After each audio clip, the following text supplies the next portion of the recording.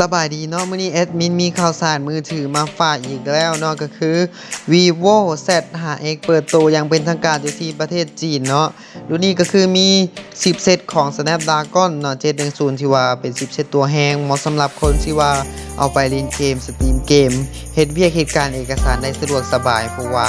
มาพร้อมกับแบตเตอรี่ที่ว่าก้อนใหญ่สุดๆก็คือแบตเตอรี่ให้มาถึง 5,000 มิลลิแอมป์เนาะสำหรับคนที่ว่ามักใส่เซลฟี่เนาะเพิ่นยังเอากล้องหลักมาให้ทั้งหมด3ตัวด้วยกันเนาะก็คือกล้องหลักก็คือมีความละเอียดอยู่ที่16ล้านพิกเซลเนาะที่ว่ากล้องรองก็คือมีความละเอียดอยู่ที่8ล้านพิกเซลพร้อมทั้งนั้นเนาะกล้องหน้ายังมีความละเอียดที่ว่า16ล้านพิกเซลเอาใจสาวๆที่ว่ามักเซลฟี่เนาะ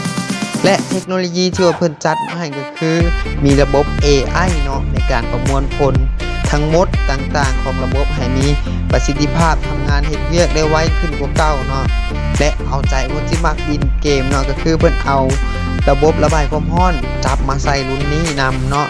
ที่ว่ารุ่นนี้นี่ Vivo นี่จัดหนักจัดเต็มเลยก็ทีเดียวเนาะเพราะว่ารุ่นนี้นี่รับรองว่าแอดมินขอแนะนำว่ารุ่นนี้นี่ขายดีแน่นอนเนาะและอีกสำคัญอีกเทื่อนึงเนาะก็คือเพิ่นเอาเทคโนโลยีเนาะ Net Turbo เนาะที่ว่าให้การเชื่อมต่ออินเทอร์เน็ตนี่ได้ไวขึ้นกว่าเก่าเนาะเหมาะเลยเนาะสำหรับประเทศลาวเฮานี่ถือว่าเน็ตเฮานี่ยังช้าอยู่หรือว่าในบางเขตบางพื้นที่นี่ว่าอินเทอร์เน็ตเฮายังช้าอยู่ว่ารุ่นนี้นี่แอดมินขอแนะนำเลยเนาะมีประสิทธิภาพเฮ็ดเวียกได้สมจริงอะลีเนาะและรุ่นนี้นี่ไผมักถ่ายรูปก็คือเพิ่นเอากล้องอัลตร้าไวด์มาให้เนาะสำหรับไผที่ว่ามักถ่ายรูปมักเซลฟี่เนาะเพราะว่ากล้องเพิ่นจัดมาให้สุดยอดอะลีรุ่นนี้สเปครุ่นนี้นี่กับเงินเฮาที่ซื้อไปนี่บอกได้เลยว่าแอดมินบอกว่าคุ้มค่าหลายเนาะเพราะว่ารุ่นนี้นี่เพิ่นเปิดตัวมาทั้งหมดมีทั้งหมด3แบบเนาะคือแรม4แรม6แรม8เนาะแล้วก็มีความจำทั้งหมดนี้64กิกและก็128กิกเนาะ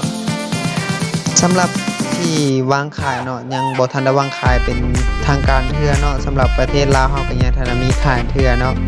แต่ว่าแอดมินจะนำข่าวสารดีๆมาบอกอีกเทื่อนึงเนาะสำหรับ Vivo จะนำเข้ามาแต่สำหรับวันนี้เนาะทางแอดมินรบกวนเนาะกดไลค์กดแชร์กดกระดิ่งไว้เนาะเพราะว่าอยากติดตามข่าวสารดีๆทางพวกเราอย่าลืมกดไลค์กดแชร์เนาะสำหรับวันนี้แอดมินขอตัวลาไปก่อนบ๊ายบาย